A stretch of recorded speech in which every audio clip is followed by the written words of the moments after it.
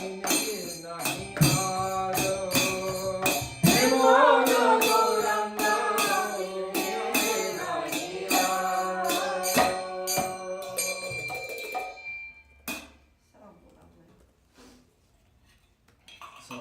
I started high and I just couldn't do it.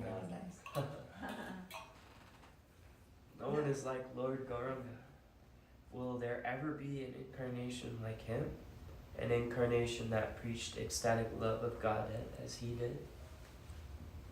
He did not kill the fallen, wicked-hearted blasphemers. Instead, he went from house to house, visiting them. He begged them to chant Lord Krishna's holy names. He gave them the holy names and purified their hearts. To the world, he freely gave the rare gift of ecstatic love of Godhead, a gift even Brahma and Shiva attain only with great difficulty. Attaining that gift, the poor people of this world dance and clap their hands. Beautiful. They laughed and wept, overcome with ecstasy, they rolled on the ground. The hairs of their bodies stood erect. The Brahmins and Chandals embraced. There was great bliss. Loudly they called out the holy names, playing the mridanga and kartals. They sang, ran, and danced in a circle. Seeing all this, peaceful composer became afraid, fled, and knocked on people's doors. That's the best. An auspicious tumult arose. The three worlds were filled with bliss. Premananda says, alas, attachment for Lord Gauranga did not arise in me. Is that Premananda? Is that? Hare Krishna. Okay, maybe we can sing one more song?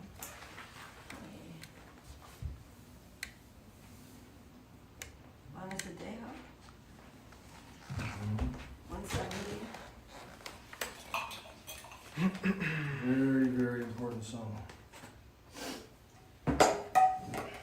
Manasa deho geho yogich. How do you sing it? Is that the right song? Yeah. Manaso deho geho yogich moro arpilum tuya pade nanda kishore manaso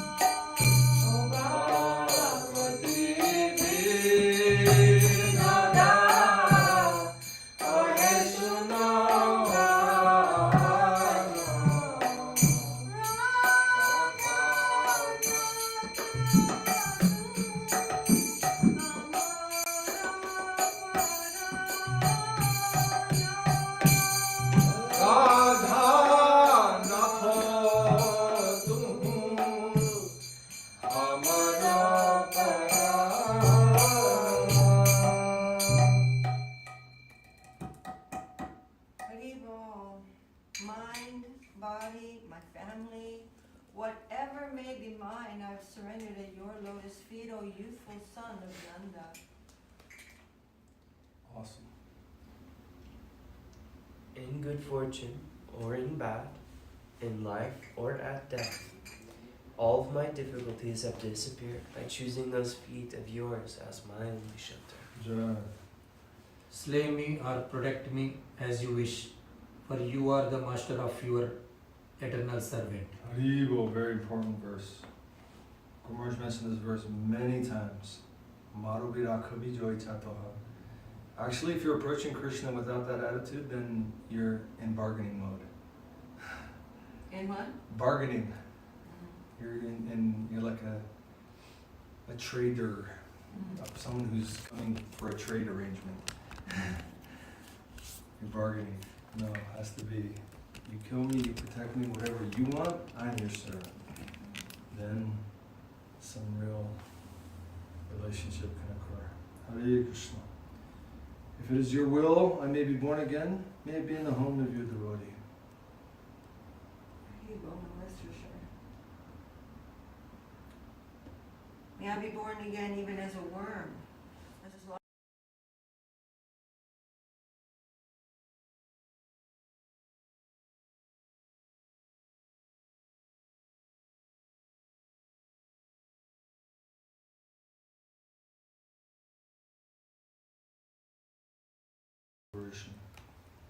So bhakti or mukti, those are the only two diseases of consciousness.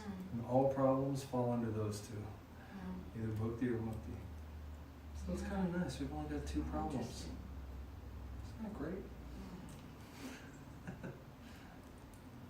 Father, mother, lover, son, lord, preceptor, and husband, you are everything to me. Bhaktivinoda says, O Krishna, please hear me, O Lord of Radha. You are my life and soul. Jaya Shri Bhaktivinoda Thakur ki Jaya. Beautiful song. Oh my God, that song is amazing. And just real quick, Mom, on that one, like you can go up and down on that second line. You go Sampade Vipade Jivane Marane Dai Mama Gela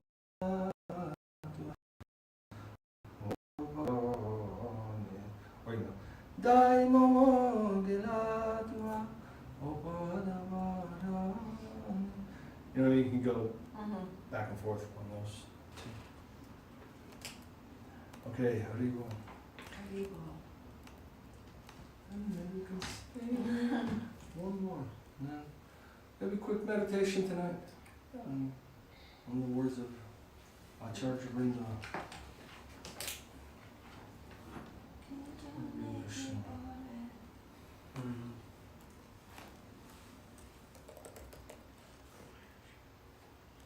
I was thinking about that Johnny Gore in the hotel. Guru Maharaj is saying he by this song he is showing that he is a parashat, because he was waiting for him. If he did not come, then what would have happened? It's really sweet, this talk about this song that Guru Maharaj gives. Whereas we are waiting because we are so, like what would have happened to us? We would have just remained in this horrific state. But he's saying, if you had not come, then what would have happened? It would have been impossible for us to live. Isn't that amazing? It took me so long to even understand anything about what he was saying. Or maybe I still don't. We're going to do the Gaur Hari Kushma Stavas. What? 329. What is it? 329. 329. Guru Rupa Virajitananda Sutam Sutanunata Kanchana Nidhanam 329.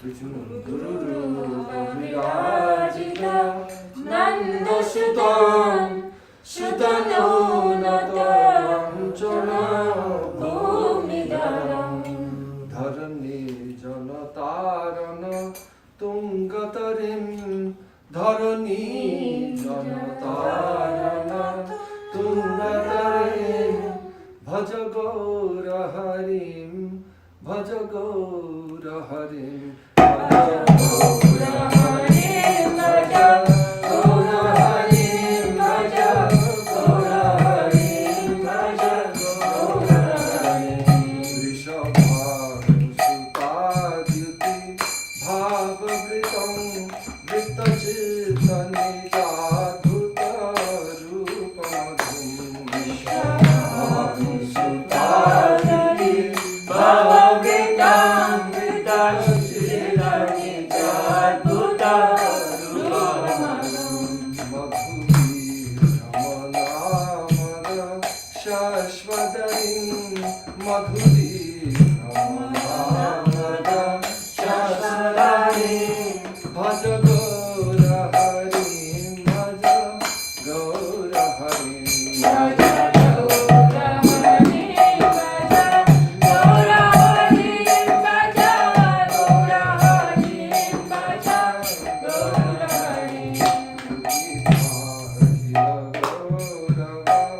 Gaurapuram Puragopalam Mangalamuttarasam Udita Gila Gaurava Gaurapuram Puragopalam Mangalamuttarasam Rasanotsava Kirtana Krishna Harim Rasanotsava Kirtana Krishna Harim Bhaja Gaura Harim Bhaja Gaura Harim Bhaja Gaura Harim Bhaja Gaura Harim Bhaja Gaura Harim Bhaja Gaura Harim Datta Shubham Shubhanama Sudhakrita Matajam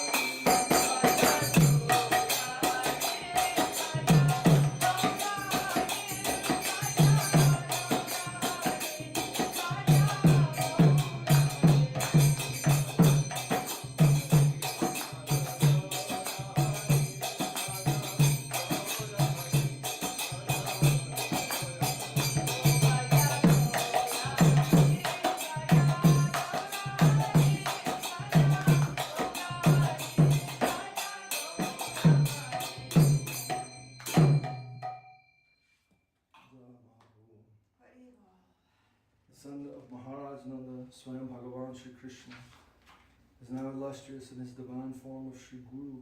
He is beautiful, highly exalted, bearing his golden persona. Or he is beautiful and highly exalted within the golden land of his divine abode. He is the eminent lifeboat that rescues the souls of this world. Serve Gaura Hari, worship Gaura Hari.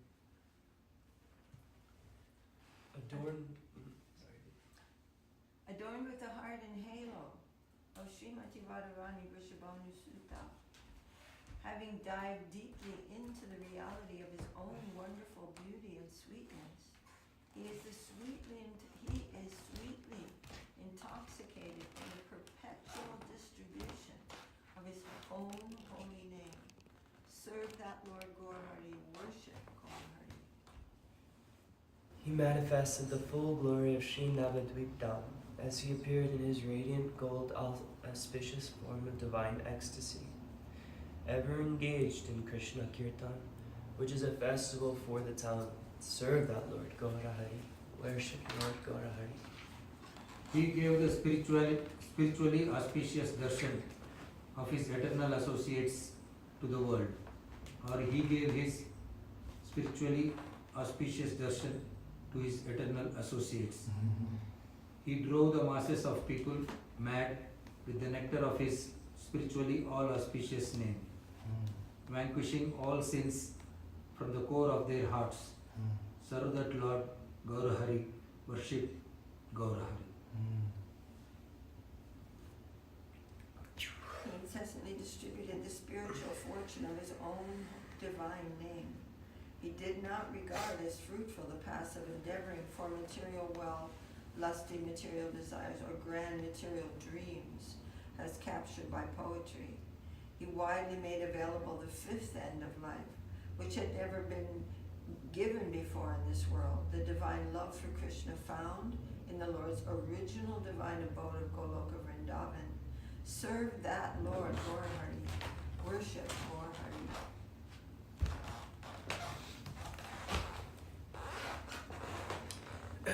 He is a great benefactor, whose heart is melted with compassion for the fallen, and out of that feeling in his heart he accepted the dress of a beggar, the renounced order of life sannyas. After accepting this dress, he took the shelter of Nila Jagannath Puri. Serve that Lord Gaurahari, worship Lord Gaurahari. He is the resplendent golden personality, gloried by the scriptures and saints. He is the greatest distributor of spontaneous, loving divine service, pure transcendental attachment and service to the Lord, free from all mundanity. He is the Lord whose glories are sung throughout the scriptures, describing transcendental knowledge, Puranas. Well, he is the Lord who takes away all apparent discord found within the Puranas' revelation of transcendental knowledge. Serve that Lord Gaurahari, worship Gaurahari. He performed greatly mad in dancing and chanting amidst the wonderful sounds of the kartal and mridanga, as he was shown great affection and honor by the fallen souls. He is the grand abode of divine peace, of relief for one and all. Serve that Lord Gaurahari and worship Gaurahari. Jaya. Alright, Jai Gaucham Mahaprabhu ki Jai, Nam Sankirtan ki Jai, Shri Rupan Guru Varga ki Jai, and all the devotees, Chant Kirtan ki Jai. Go Premanande, Haribo. Hare Krishna. Now, the moon is growing. As of 3 o'clock this afternoon, it is now. Which day of the moon, eh? Okay. Let's see how anyone's paying attention to what's happening in the universe. What day of the moon is it today, everybody? It's the crescent moon, the waxing crescent moon. Remember what day of the moon? There's 15 days. 14? 15? No. 3. Did you just guess that? Oh, that's profound. Well, it's not. Actually, as of 3 o'clock exactly this guess, I'm afternoon, just thinking about it. the TT of Tritiya, which is the third day of Gaura Tritiya or Shukla Tritiya. Tritiya means the growing moon. Is right now. Hare Krishna. Does anyone know how the titis are calculated? It might be interesting. The moon days. What is a moon day? What is a day of the moon? What's a titi? Because the day of the sun we know as Var, right? Oh, what Var is it today? Shukra. We know that all phases of the Friday. sun and moon are simply worshipping Gaur Hari. Yes, that's true. Clever. Okay, just very quickly. I mean, this is kind of amazing how ancient this is. But the sun and the moon are revolving around. The sun and the moon are revolving around the Earth at different speeds. Right? There's a different timing for the moon day and the sun day. The moon day is actually variable because sometimes the moon day is 19 hours and it can get up to 26 hours long. Doesn't the Earth go around the sun? Yeah, but I'm saying in terms of the calculation of the difference between the sun and the moon, a moon day is when the moon surpasses the sun by 12 degrees in terms of a circle. It gains on the sun by 12 degrees. So the titis are actually different length depending on where the moon is and where the sun is. Isn't that amazing? It's it's like a tremendous complex It's kind of all calculation. Let's see. It's so alive, man. It's so completely in tune with everything. It is astonishing, actually, all of it. All of it is astonishing. Hare Krishna. Are you leaving us? No, I'm going to get a book to read something amazing from, I hope. Well, this morning I started reading this one question in the Navadvip Dhamma, in the last chapter of Questions and Answers to Guru Maharaj. And it was so deep that I just turned the class off. I had to just sit and think about it. I mean, it's so profound. Describing Mahaprabhu, actually, it was kind of,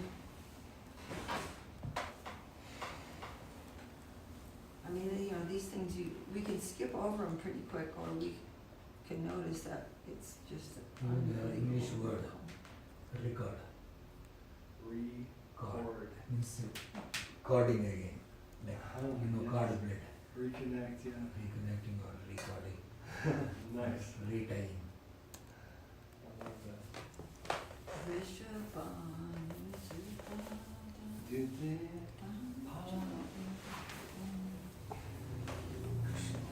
All right, what should we read? We're going to read the chapter again. Part of the new part of it. Can never go wrong reading sermons with devotion.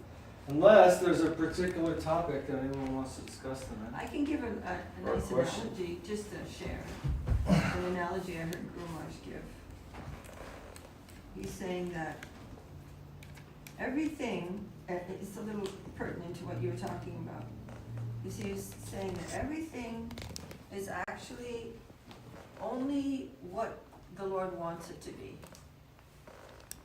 And he said, just like if you have a watch, you can set it to any time. Like you can just take a watch and set it to any time you want. Right? It doesn't matter what time it is or anything. If you have a watch, you can just set it, like right now I could just set my clock to say it's 11 o'clock in the morning. I can do that. He's saying it's something like that. The Lord can just set anything to anything. He can make anything happen just the way He wants it, whenever He wants it, which I thought was so lovely. I was listening to a book where they work with people on meditating to heal their bodies. And they are in the middle of meditating, and the person who is observing realizes that someone's going, because they measure people's brain waves. And he notices she's in deeper meditation, her eyes are closed, and he walks behind with someone else that he's teaching the class to, and says like, watch what I do, and he waves to her behind her, and she has her eyes closed facing the other way, and she raises her hand and waves. And so they knew she's like hitting like a very particular frequency in the room. And as soon as I heard that, because you hear about it in the scriptures, he can hear with his eyes or see with his ears, or like, you know, like he's not restricted by any of these senses, because there's actually other senses is what that means, right?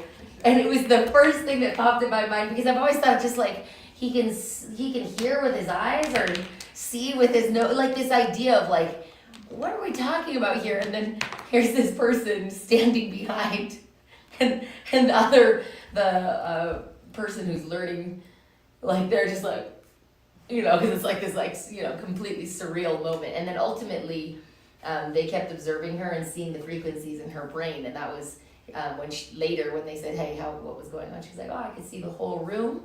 And not only that, I wasn't looking just what's in front of me when I was in the room. I could see in a full 360 in the room. And I was thinking like, that is this idea. Same like you're not restricted by how your eyes are seeing. And even ourselves aren't restricted. What to speak of the Lord? Mm-hmm. If this lady could see what was happening behind her and give a quick wave, we don't even know what the Lord is like. This is really putting me in mind of something that happened on Wednesday, because I was listening, just kind of walking by and listening to the little group of conversation. And somebody was saying, well, you know, blah, blah, blah, blah. You know, they're having like an intellectual conversation about God and religion and faith and all these kinds of things, you know. And it's like, somebody was saying, well, you know, I just don't know. I mean, I don't know if there's God or anything. And I was thinking, like, if you really need to know something, if you really need to know how to go to Borneo, for example, you will find that person who can get you there. And if you have a necessity, a deep necessity for finding the Lord, you will find that person who's going to show you. You will. You must. If that necessity is super strong in you, you must find him. And you will find that person who will show that person to you, who can tell you that. And it's just like, it was just like such a phenomenal thing. But that determination has to be there, that need, that necessity has to be there, and that has to increase more and more in us, not to wane, but to increase. Yeah.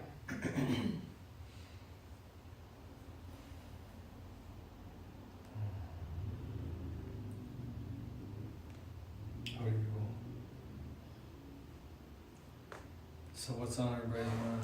Oh, what's on other people's minds there, Govinda? A whole lot. Alright, Well, I anything guess on you guys' mind?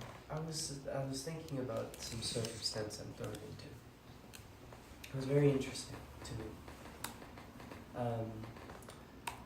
I was offered a job I was in a position after doing some of my work on my own, and it slowed down in the winter. And I could no longer maintain whatever work I was doing on my own. Right? I didn't have any substance behind me in regards to a name or anybody who knows who I am. Yeah. So it was very hard for me to find one. And so this man that I had employed with my father, he was an electrician. And I remembered him, and so I called him, and he gave me some job. And I started working with him, you know, doing the best I can, faulted and all, regular, human, whatever. But really sincere, really trying. You're faulted? Faulted for sure. Oh. But I was trying to do. Yeah. And I feel like I was adding a different quality into the group than what was regular to them. They have this very groupthink, very all one-minded kind of vibe, where they dress the same, eat the same, think about the same things, behave the same way. And I'm very polarizing to them, I feel. You're what? Polarizing. Because I'm not on the same vibration, you know what I mean? They're shocked that I'm vegetarian, They're like, how can you work like us? You know, they're shocked that I'm Hindu. They don't know what that is. They're, confused. And, I dress differently than they dress, talk differently than they talk. And so I feel like I disturb them in that way. Not because it's like wrong or anything, but because it's so conflicting to their worldview. Yeah. Even though I don't talk, I don't share my opinion, I don't tell them anything. But my behavior and my actions were very different to them. For one, I was not playing games. Energetic games, playful games, hierarchy games, When they came to disturb me, I didn't get disturbed. I wasn't playing. Like, when they would do something like that, I wasn't participating in that. And so, I feel like I hurt their pride sometimes. Because I wouldn't engage with it. My pride would get hurt. Like, I would be like, oh, okay. And they would get all confused and frustrated. And even though I would show up on time, work 10, 12-hour days, 6-day weeks, fully participate, whether that was perfect or not, it wasn't the way they were doing it. And I felt like they were disturbed by that. And the boss, who was maintaining the company, he was not present every day. On occasion, he would show up. On occasion, he would not be there. And so mostly I was with them.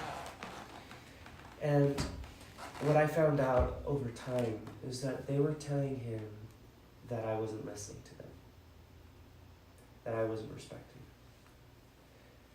them, which was not true. I was participating. Everything they said, I said, yes, sir, even to them. And they were the same age as me. When the boss came to me saying that I was calling them sir, I should not do that. But I was thinking like how we say Prabhu, just that overall respect, keeping it respectful. It was like almost hurting them because it wasn't something they expected.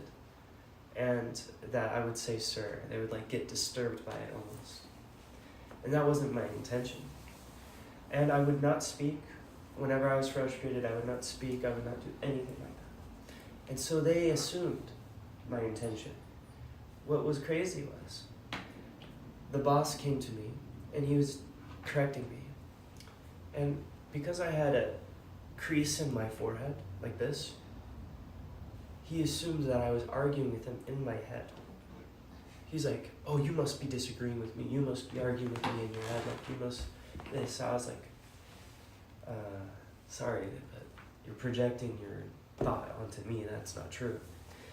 And then he went to attack my character, and he said, oh, you're disrespectful to all of these guys. You don't do what they say. And this is exactly why. Because you had your crinkle in your forehead. That must be what they're talking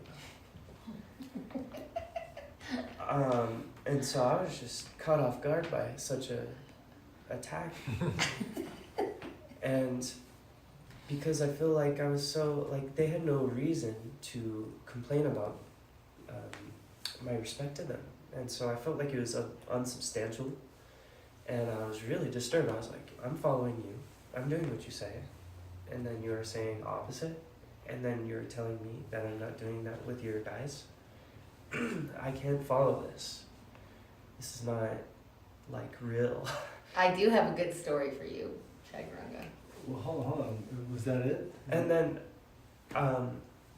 just to finish off of the circumstance, he then tells me that I should not have been at my father's job site the way I was, which was talking with all the adults. He said, you're not an adult talking. You're not supposed to be a part of whatever I'm running, and you're like a kid. And I felt very frustrated by this. For one, I made sure the project was finished because I was listening and I was present. And I paid him. Made sure he was paid after my father passed.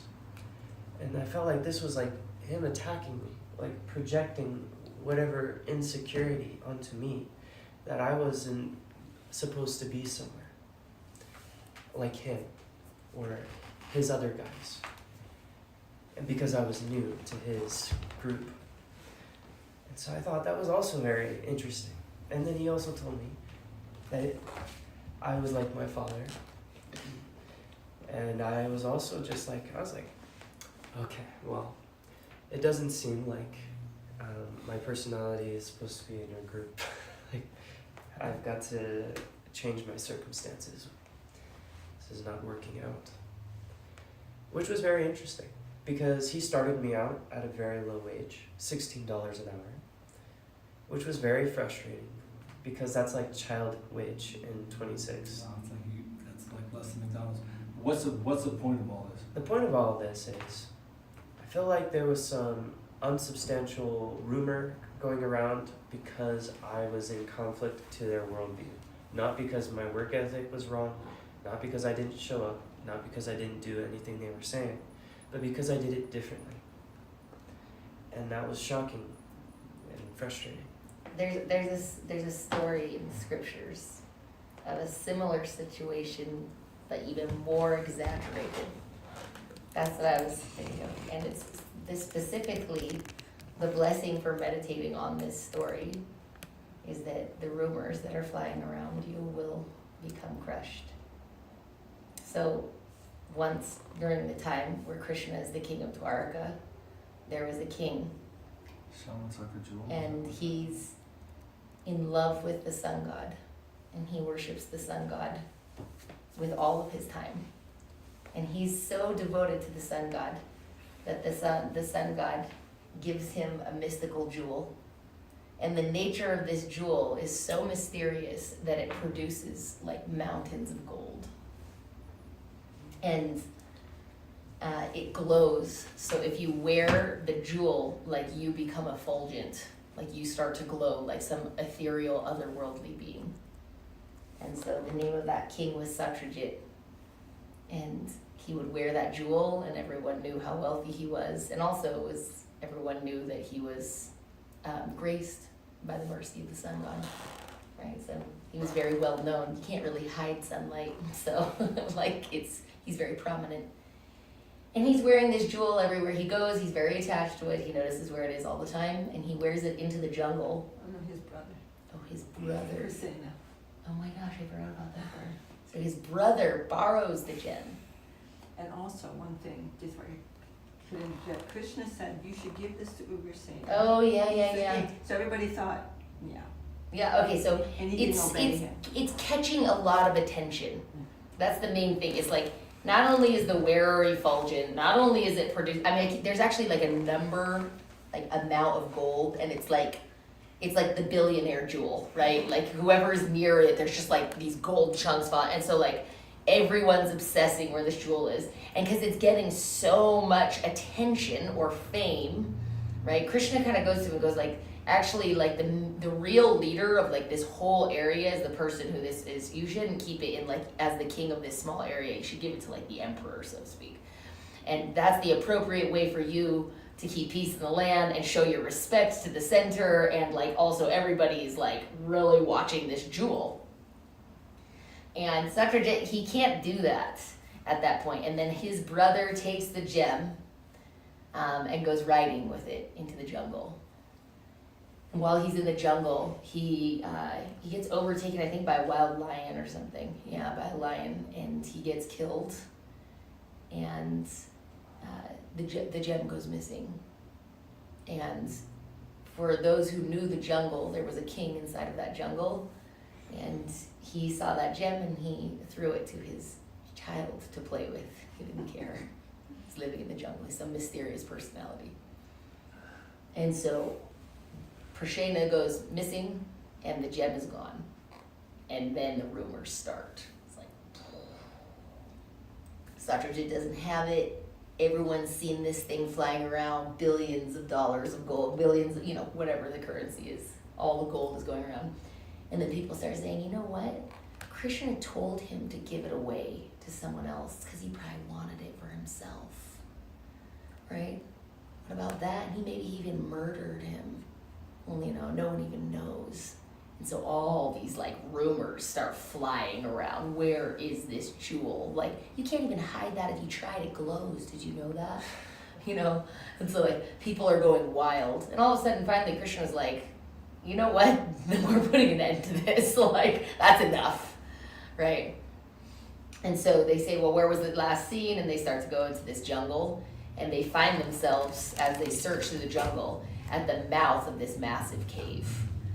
And this jungle is actually quite an ancient forest, and it's so ancient that there are people rumored to live there from like other time periods, right? You know, like true jungle, other yugas.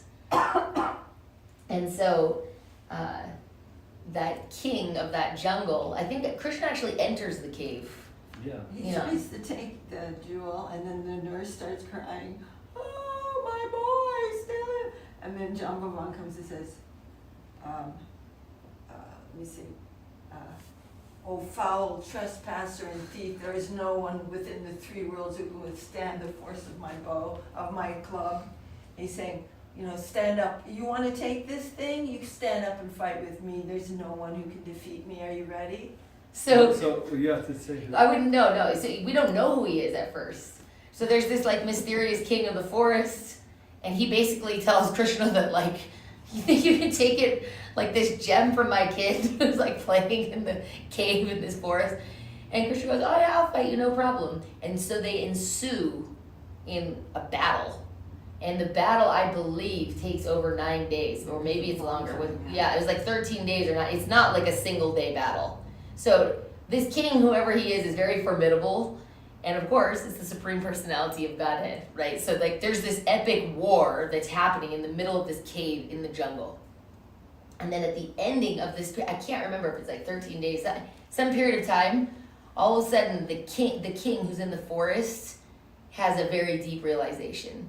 And so this king, he's from Lord Ramachandra's time. He's thinking, there's no one I can't defeat. How come I can't defeat this person? Right. He goes, and I serve the Lord Ram. I know who the Lord is. And there's no one in this place that can defeat me. But all of a sudden, I'm in the presence, and my Lord has appeared again. And all of a sudden, he has this like deep realization, like, oh, the Supreme Personality of Godhead is here.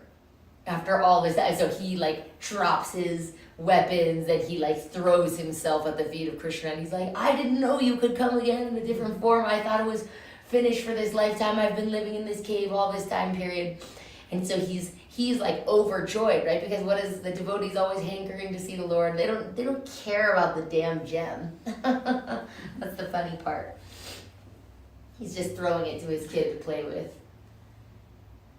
And then, of course, the Lord's very happy with him, and he goes, well, to tell you the truth, this gem has been like the source of a little bit of trouble, you know. And then outside of this cave, all the inhabitants, no one's brave enough to go in where Krishna can't even win. So no one has even barely seen what's going on.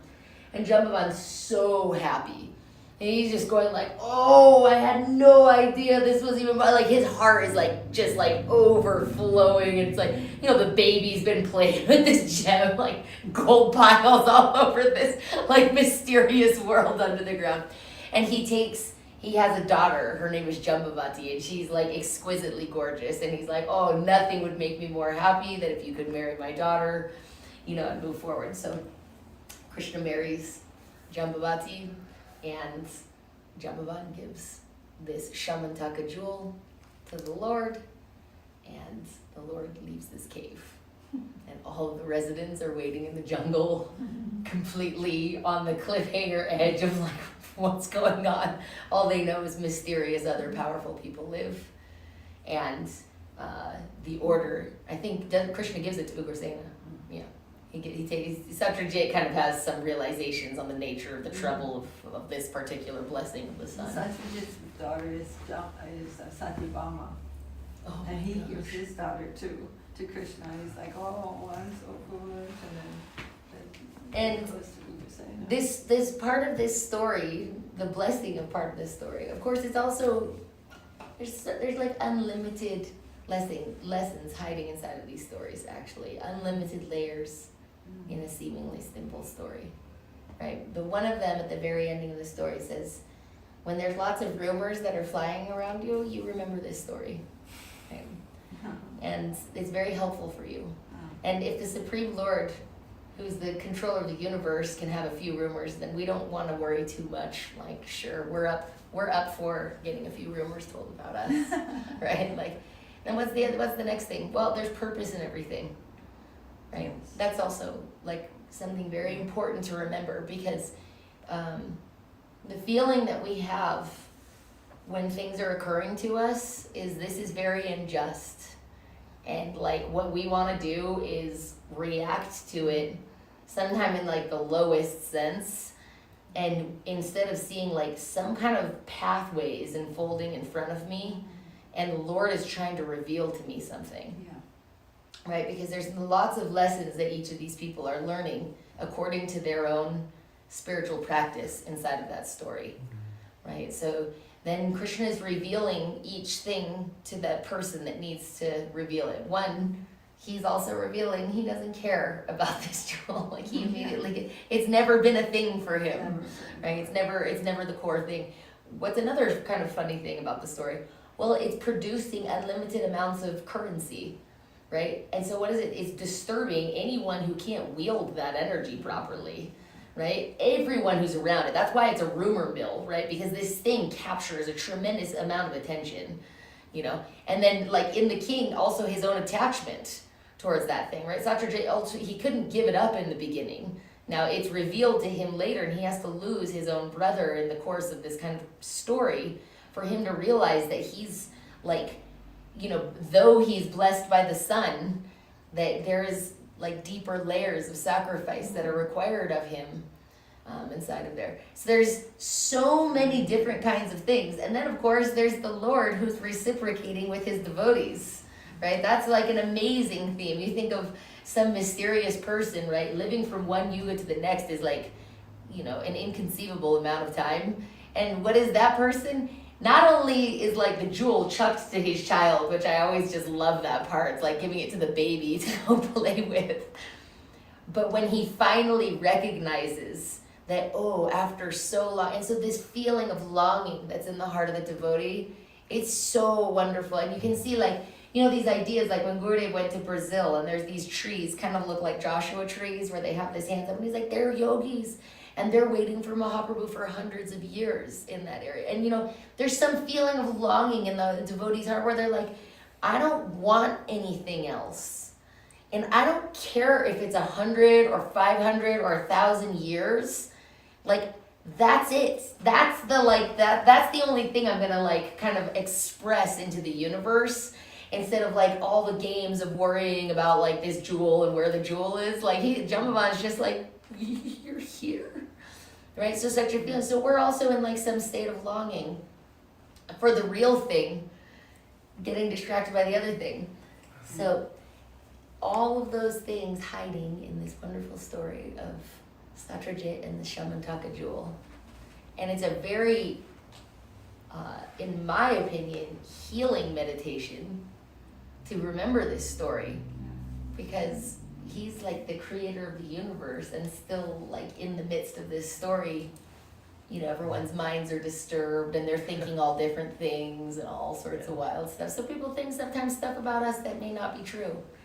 And sometimes it started from another place in consciousness and it will end from another place in consciousness. Like we really aren't the controller of other people's perceptions of us. Sometimes I think that like these incidents, and I you know, I understand how you feel, but it's like they're like almost like chiropractic adjustments of our consciousness. There's like a crack, but there's a reason for it. We're being adjusted with reality, and we don't even know how. We cannot understand how we're being adjusted. We can't put two and two together and make it understand. What's being adjusted in us, we can only understand through bowing down to it and seeing through the eyes of the Lord. He's showing us. We can't predict what that's going to be. Oh, well, I guess I'm learning that I should, you know, something, putting it together logically, because we don't know where he's taking us until we go there through these different incidents. And I'm telling, I know how hard that is, but it is the life of the devotee. These incidents are the life of our progress. And we will sing about Sharanagati louder and louder through these incidents and through allowing the Lord to adjust us and wait. Gurudev said, smile and wait. Yeah, I thought that was so interesting. The same day, all this is happening, I get an offering from somebody else in my past for a higher wage and a new opportunity. The same day, which was so interesting, literally moments after her before. I noticed on my phone, hey, I'm willing to pay you so much, please come with me, come work with me. I thought this was so interesting. The same day that this is all happening. I thought it was so interesting, and I came here yesterday, and this all happened yesterday. And I go and I do my service, and it felt good. Like, I'm like, usually there would be some feeling of chaos, some like super bad disturbance, like what the heck, like what? But if I felt like good, I was like, why? Like usually I would feel really upset over something perhaps like this. And I was just like what is this? And this guy asked me to call him. And I call him, he's like, yeah, we had some past as well. And he calls me, he's like, yes, I want you to come work with me. And I'm like, I didn't arrange this. Like, it didn't feel arranged, and it felt so interesting and good, you know, like, what is this lesson here? What is this, like, in me? Because many things in us we yeah. cannot recognize. He's the one who can shed the light on the things in us that we don't know are wrong with us, how we're misaligned. And these incidents are really bringing us into alignment. And it's sometimes very hard to process because the ego's like, nope, that should not have happened. It's not true. The ego is not telling the truth. I wanted to say one thing about Prasenna, the one who got killed by the lion. Guru Maharaj said, this is all pastime. These are all eternal associates of the Lord. And when the lion killed Prasenna, Prasenna is enjoying, and the lion is enjoying. It's all play. It's like cowboys, and you're shooting each other when you're playing.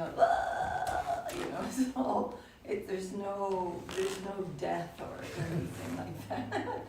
Yeah, I just wanted to add that one. so interesting. You want Yeah, to the say story- something to that, Sir? The story of Satyajit is usually told in India during the Ganesh festival. Oh, really? Yeah, because that's interesting. there is during Ganesh festival, Ganesh ate well and walking on the road, and moon laughed at him, and he got angry and his tummy got busted, and then they stitched it with the snake. That's why in some Ganesh idols you see the snake stitching on the tummy. So then Ganesh gave a curse to moon that whoever see you on the Ganesh festival will get these rumors and false accusations. That's how, like in that, the false accusations were there just because the person who is there saw the moon on that particular day. And that's why they intentionally make us read that story, and in that it is written, whoever reads that story on that Ganesh festival will not get false rumors or accusations. That's the remedy they suggested. Interesting. So interesting. It felt like some weird arrangement, like some weird thing, because I was like super nice to these guys. Maybe almost overly nice. Well, you have to just wait and see That was what weird. the lesson was. Yeah. And also, Krishna's your friend. And he's the designer of your destiny, so. Yeah, I'm not upset, but maybe I was okay, this is a little frustrating, but No, I mean, it's very difficult to go through. It's not easy at all. yeah, But and somehow a door closes and another door opens, right? the same day it felt like. He's like, oh, come to work on Monday. I was like, I thought I was out of a job. It was just weird, and I didn't feel like I put myself in that position, but I guess I did. Yeah, I mean, SCSMission is a very rich and deep practice, right? There's just, and I think naturally it's going to cycle in you know, Yes. and you're gonna continue to think of that time, and you know, by His grace and revelation may come. Feels good. Jaya. Jaya. Okay. Also. Well, that's a beautiful thought, beautiful remembrance also of the past conversation. Yeah. That was really unexpected. Yeah.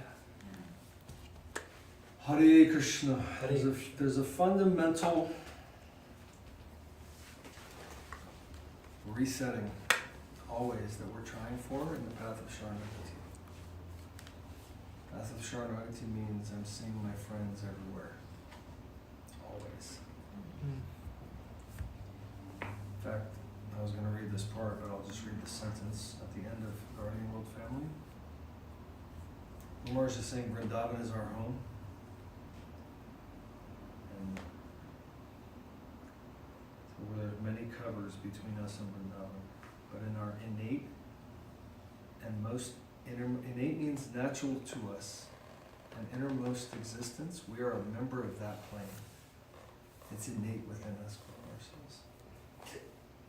And then he says, Vrindavan resides within me.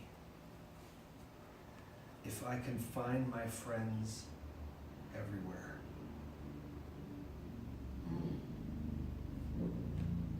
They are my friends and my relatives, Sri Krishna. and they will give me all pleasing experience, ecstasy. Oh my God, that's so amazing. Hare Krishna. To see Anyways, the Lord whole coming chapter is at all incredible. times, in all circumstances. We have to understand that Sharanagati begins with Sharana, and it means that actually you're in shelter. And we're in always this motion to try to see that. My best friend is approving every single thing that occurs to me. So everything has to be seen in that way. Bhagavad Bhavam, there's that, what is it? Sarva Bhuteshu Yap Pashed Bhagavad Bhavam Atmana from Srimad Bhagavatam. That verse. We have to see Sarva Bhuteshu. Sarva Bhuteshu means everything, every living thing. Sarva Bhuteshu Yap Pashed Bhagavad Bhavam. They're in relationship with Krishna. And I should have my relationship with them be based on, first, Bhagavad Bhavam. What is their relationship with Krishna? Atmana. And what is my relationship with Krishna? And through Krishna, I'm interacting with them. And through Krishna, I'm receiving their interaction to me. Nothing ever to me, person to person. Only we're seeing, they gave to him, he tasted it, he gave it to me. It's his prasad. That's the viewpoint. And then to find the friendliness within that. That's Sharanagati.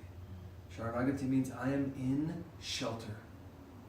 So who loves me and who gives me shelter is giving me this experience. Bhagavad Bhavam, relationship to Bhagavan, Atmana, then to me. So this wonderful practice of Sharanagati, Guru Maharaj is emphasizing. And it is the truth. That's what Guru Maharaj is saying. What you will find is that everything is friendly to you. Even these difficult circumstances. And if you can do that, then you're in Vrindavan. But that's not a false thing and it's not a cheap thing. Right? So we're trying to live a real life. And we don't shy from these circumstances. But we're thankful to all of it. The rumors, the betrayal, the whatever it is. Because it's bringing us to somewhere that we don't understand. That's wonderful. That's the faith of Sharana. Sharanagati means Sharana Agati. I'm coming to shelter. I'm coming to Sharana. So that's the faith. Sharana is what's occurring. my home, my sweetness, my shelter, that's what's occurring. So, something occurred to me today. I was talking to Haridev and I said, Sharanagati means to live as if live as if the cause of all causes is your friend. And he is. So if you know your best friend who knows what's good for you is designing something, and you can actually live like that, and try to live every moment like that, then you're living in Sharanagati.